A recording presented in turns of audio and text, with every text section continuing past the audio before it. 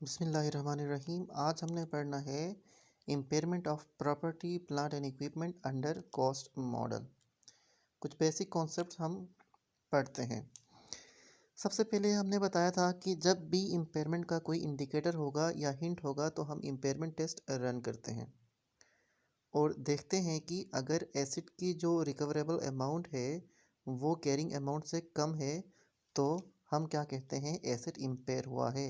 यानी सबसे पहले इम्पेयरमेंट टेस्ट में आप क्या करते हो, एसिड की जो रिकवरेबल अमाउंट है उसको आप कैरिंग अमाउंट से कंपेयर करते हो और अगर रिकवरेबल अमाउंट कैरिंग अमाउंट से कम है तो आप बोलते हो एसिड क्या हुआ है, इम्पेयर हुआ है। जिसके लिए आपने डबल एंट्री क्या पास करी थी, इम्पेयरमेंट एक्सपेंस डेबिट और एक्यूमुलेटेड इम्पेयरमेंट क्रेडिट। ठीक हो गया। देन हमने ये पढ़ा था कि अगर अगर रिकवरेबल अमाउंट एसिड की कैरिंग अमाउंट से ज़्यादा है तो हमने ये कहा था कि एसिड इम्पेयर नहीं हुआ है। देन हमने बात की थी कि रिकवरेबल अमाउंट क्या है, वो बड़े से बड़ा फ़ायदा जो आप एसिड से ले सकते हो वो क्या है, रिकवरेबल अमाउंट। तो वो कैसे आ सकता है, या तो आप क्या करोगे, एसिड को बेच डालोगे तो इस केस में क्या होगा, fair value less cost to sell, या तो आप क्या करोगे, वैल्यू इन यूज़ लोगे, एसिड को यूज़ करोगे। तो इन दोनों में से जो हायर है, किन दोनों में से, fair value less cost to sell and value in use, ये क्या है, आपकी रिकवरेबल अमाउंट है। वैल्यू इन यूज़ के बारे में हमने बताया था कि आपके जो फ्यूचर कैश फ्लोस हैं उनकी present value. Then carrying amount क्या चीज़ होती है, कैरिंग अमाउंट जो है आप एसेट की कॉस्ट में से जब एक्यूमुलेटेड डेप्रिसिएशन को लेस करते हो तो जो अमाउंट आती है वो क्या है, कैरिंग अमाउंट। तो चलें अभी एक क्वेश्चन को हम क्या कर रहे हैं, इम्पेयरमेंट देख रहे हैं अंडर कॉस्ट मॉडल। इसको थोड़ा सा मैं जूम करता हूँ ताकि आप इसको रीड कर लें।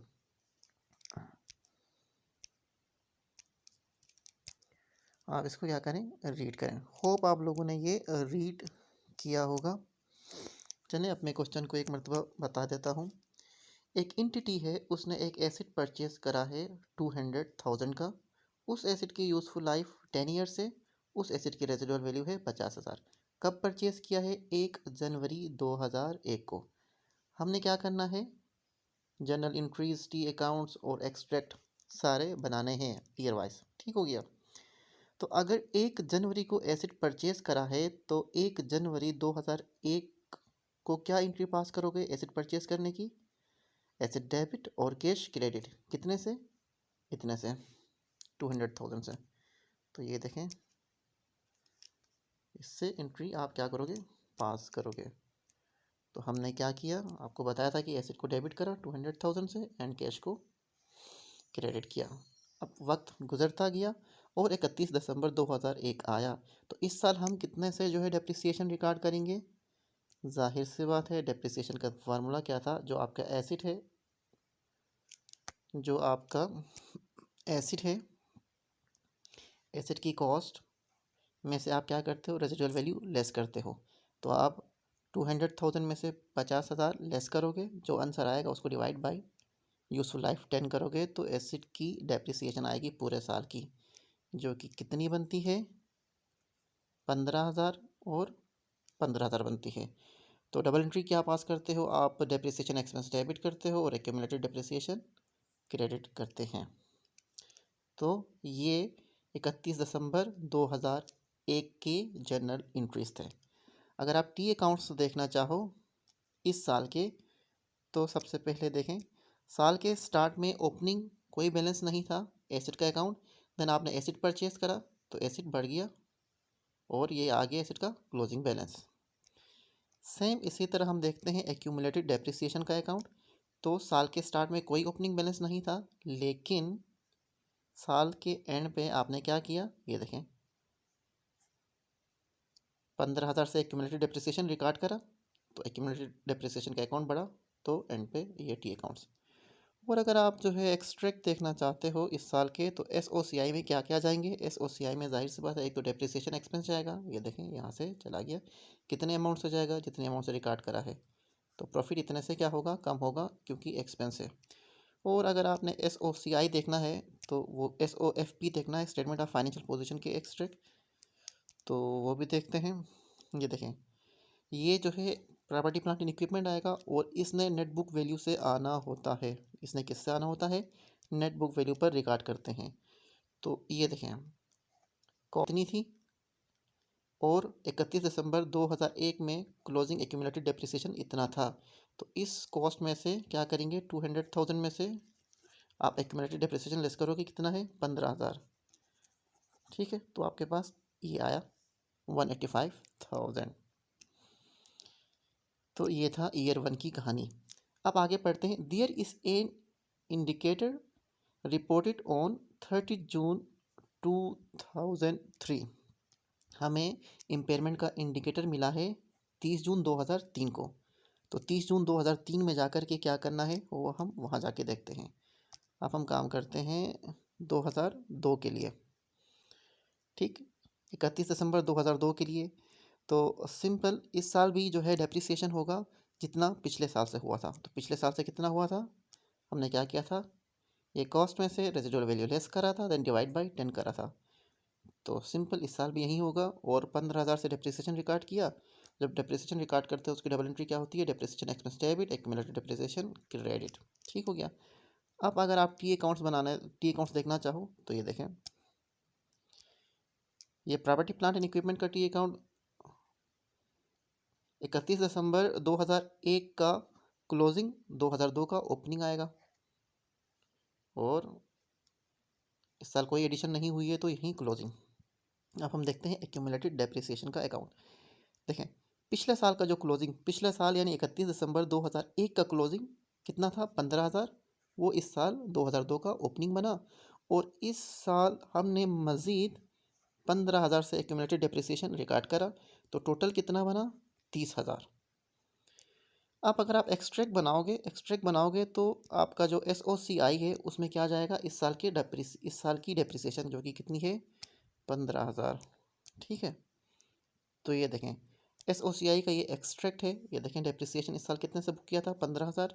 तो यहाँ पे आपने 15,000 से क्या किया, रिकॉर्ड किया। अच्छा, SOFP में तो आपका जाना है, क्या जाना है, net book value net book value जाएगी। तो वो कैसे जाएगी, देखें प्रॉपर्टी प्लांट एंड इक्विपमेंट है, 200,000 इसकी कॉस्ट थी। तो 2002 तक एक्यूमुलेटेड डेप्रिसिएशन कितनी बनती थी, 30,000। तो 200,000 में से आप 30,000 लेस करोगे तो ये 170 पे 31 दिसंबर 2002 में एसेट की क्या आएगी, कैरिंग अमाउंट। ठीक है, अब 30 जून 2003 को इंडिकेटर मिला है, तो 30 जून 2003 तक हम क्या करेंगे, उसमें इम्पेयरमेंट टेस्ट रन करेंगे। लेकिन इम्पेयरमेंट टेस्ट रन करने से पहले हम क्या करेंगे, 30 जून 2003 यानी 31 दिसंबर 2003 से लेकर के 30 जून 2003 तक 6 महीने बनते हैं। 6 महीनों की डेप्रिसिएशन हम लेंगे। तो ये देखें 200,000 minus 50,000 residual value divide by 10 करेंगे तो इसकी क्या आएगी, 15,000 डेप्रिसिएशन पूरे साल की। लेकिन हमें क्या चाहिए, 6 महीनों की चाहिए। तो 6 महीनों की चाहिए तो उसको क्या करोगे, डिवाइड बाई 2 करोगे। ठीक, या फिर जो 15,000 आई है ये कितनी है, ये है पूरे साल की है। ठीक है ना, हमें कितने महीनों की चाहिए, 6 महीनों की।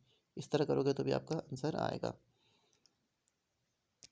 तो क्यों नहीं आ रहा है, तो ये है 7,500। इसकी क्या बनती है, डेप्रिसिएशन। जब डेप्रिसिएशन की एंट्री क्या पास करते हो, डेप्रिसिएशन एक्सपेंस डेबिट और एक्यूमुलेटेड डेप्रिसिएशन क्रेडिट।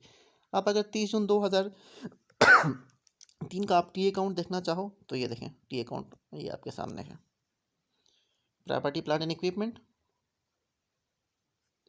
इसी से आ रहा है क्योंकि इसमें कोई चेंजेस नहीं आई है। देखो, पिछले साल आपने कितना बुक किया था, 30,000 क्लोजिंग था। 30 जून 2002 का क्लोजिंग, 2003 का ओपनिंग बनेगा, और 2003 का जो 1 जनवरी से लेके 1 जनवरी 2003 से लेके 30 जून 2003 तक 6 महीने बनते हैं। तो 6 महीने की डेप्रिसिएशन आपने कैलकुलेट की, ये 1500। तो एक्यूमुलेटेड डेप्रिसिएशन कितना बना 30 जून 2003 तक, 37500। ठीक, अब हमने यहाँ पे क्या करना है, इम्पेयरमेंट टेस्ट रन करना है। ठीक हो गया। तो जब आप इम्पेयरमेंट टेस्ट रन करते हो तो दो चीज़ों को कंपेयर करते हो, रिकवरेबल अमाउंट और कैरिंग अमाउंट। तो कैरिंग अमाउंट तो निकल आएगा इस 200,000 में से अब तक की डेप्रिसिएशन। ठीक, रिकवरेबल अमाउंट क्या है, हायर है, ज़्यादा, वैल्यू इन यूज़ जो कि 1,30,000 है, और fair value less cost to sell NRV। ठीक हो गया। तो ये कितनी है 1,20,000, फिर value less cost to sell 1,20,000 है और वैल्यू इन यूज़ क्या है 1,30,000, तो ये इसकी क्या होगी रिकवरेबल अमाउंट। चलें हम इसको देख लेते हैं। ये देखें कैरिंग अमाउंट के लिए आपने क्या करना है 200 में से अब तक की डेप्रिसिएशन लेस किया, तो ये रिकवरेबल अमाउंट क्या 1,30,000 क्योंकि हायर है। अब यहाँ देखें तो रिकवरेबल अमाउंट कम है किससे कैरिंग अमाउंट से, तो एसेट इम्पेयर होगा और कितने से इम्पेयर होगा जो डिफरेंस है, तो 32,500 से इम्पेयर होगा। और इम्पेयरमेंट की एंट्री क्या पास करते हो आप impairment expense debit accumulated impairment credit. तो ये देखें इम्पेयरमेंट एक्सपेंस डेबिट 32,500 से जो कि यहाँ से आपने फाइन किया था और एक्यूमुलेटेड इम्पेयरमेंट आपने क्या किया क्रेडिट करा। ठीक, एक और बात मैंने बताई थी कि जब भी किसी भी रीज़न की वजह से आपका जो एसिड है उसकी वैल्यू चेंज हो जाए, एसिड की वैल्यू चेंज हो जाए एक्सेप्ट डेप्रिसिएशन, तो हम क्या करते हैं अब न्यू डेप्रिसिएशन कैलकुलेट करते हैं। और वो जो न्यू डेप्रिसिएशन होती है वो बेस्ड करती है revised amounts D minus residual value, अगर रिवाइज हुए तो रिवाइज वाले लेंगे, फिर divide by remaining useful life. Remaining useful life के लिए क्या करते हैं हम देखते हैं कि सबसे पहले एसिड की ज़िंदगी कितने साल की कितनी की थी टोटल एक्सपेक्टेड 10 ईयर्स की थी। अब 10 ईयर्स की थी उसमें से कितना टाइम गुजरा, ये देखें उसमें से गुजरा 2001 पूरा, 2001 पूरा एक साल वो उस काम करेंगे। देन 2002 ये भी पूरा, 2003 पूरा नहीं गुजरा है, 2003 का जो है 0.5 ईयर्स, तो ये 10 माइनस 2.5 ईयर्स, तो ये क्या है 7.5। तो आप रिमेनिंग क्या करेंगे, अब ये जो न्यू न्यू रिवाइज्ड वैल्यू है, आप हमने एसिड को रिकॉर्ड करा है रिकवरेबल अमाउंट पे, ठीक है ना। रिकवरेबल अमाउंट कम है इसलिए एसिड को रिकॉर्ड करेंगे रिकवरेबल अमाउंट पे। तो वो जो रिकवरेबल अमाउंट है उससे हम क्या करेंगे 50,000 लेस करेंगे और डिवाइड करेंगे रिमेनिंग यूजफुल लाइफ, तो वो आएगी नई डेप्रिसिएशन। ये देखें ये देखें एक्सपेक्टेड ज़िंदगी कितने थी 10 साल की थी। अब कितने साल गुजर गए 30 जून 2001 एक साल गुजर गया, 30 जून 2002 दो साल गुजर गए, और 30 जून 2002 से लेकर के नहीं नहीं नहीं उसको देखो दोबारा सुने, 31 दिसंबर 2001 पूरा एक साल गुजरा। देन 31 दिसंबर 2002 दो साल गुजरे, फिर 31 दिसंबर 2002 से लेकर के 30 जून 2003 तक 6 महीने, तो 2 साल प्लस आधा साल तो कितना है 2.5 साल, तो 10 माइनस 2.5 साल 7.5, ये क्या है रिमेनिंग यूजफुल लाइफ। अब क्या करना है ये जो रिकवरेबल अमाउंट है कितनी है 1.30 है ना 1,30,000, इसमें से हम क्या करते हैं माइनस करते हैं किसको रेजिडुअल वैल्यू जो कि है 50,000, ठीक है, वो डिवाइड करेंगे 7.5। ये एक मरतबा फिर से बता दूं कि जब भी एसिड की वैल्यू चेंज होगी एक्सेप्ट डेप्रिसिएशन, तो हम क्या करते हैं नई डेप्रिसिएशन कैलकुलेट करते हैं।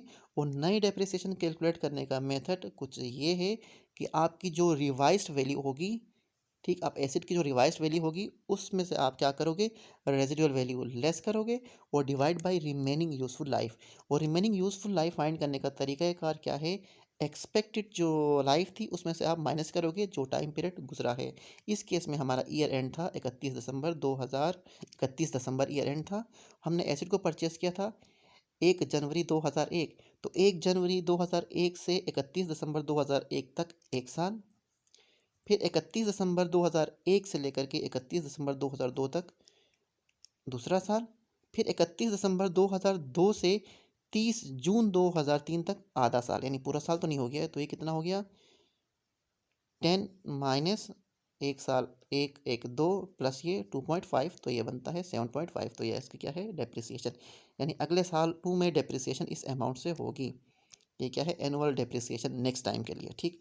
अब 30 जून तक तो हम आ गए, लेकिन ये ईयर एंड 31 दिसंबर का है, तो 31 दिसंबर 2003 के लिए भी आप डेप्रिसिएशन रिकॉर्ड करोगे, ठीक है। तो depreciation expense debit accumulated depreciation आपको आप क्या करोगे क्रेडिट करोगे, लेकिन लेकिन लेकिन ये देखें, लेकिन ये जो डेप्रिसिएशन था पूरे साल के लिए था ना। अब क्योंकि 30 जून, ठीक क्या हो रहा है ये जो 30 जून 2003 से लेकर के 31 दिसंबर तक 6 महीने बनते हैं, ये तो पूरे साल की थी। तो ये जो है इसको हम क्या करेंगे, डिवाइड बाई 2 करेंगे, ठीक है ना, क्योंकि आधे साल की ये डेप्रिसिएशन होगी। अब अगर एक्सट्रैक्ट देखना चाहो तो एक्सट्रैक्ट में क्या होंगे, इस पूरे साल में कितने से हमने डेप्रिसिएशन रिकॉर्ड किया है, ये देखें 1 जनवरी 2003 से लेके 30 जून 2003 तक, यानी आधे साल की डेप्रिसिएशन इतने से आई है। देन 30 जून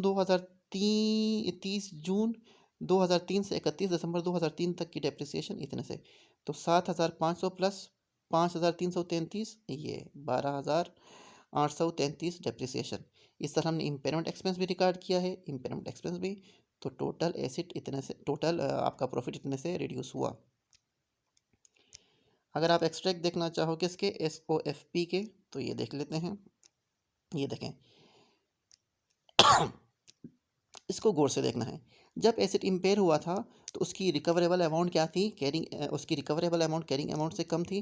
तो अब हमने एसेट को किस पे लाया, 30 जून 2003 को एसेट पे हम लेकर आए उसकी रिकवरेबल अमाउंट पर। अब रिकवरेबल अमाउंट पर 30 जून 2003 को एसेट रिकॉर्ड है, ठीक।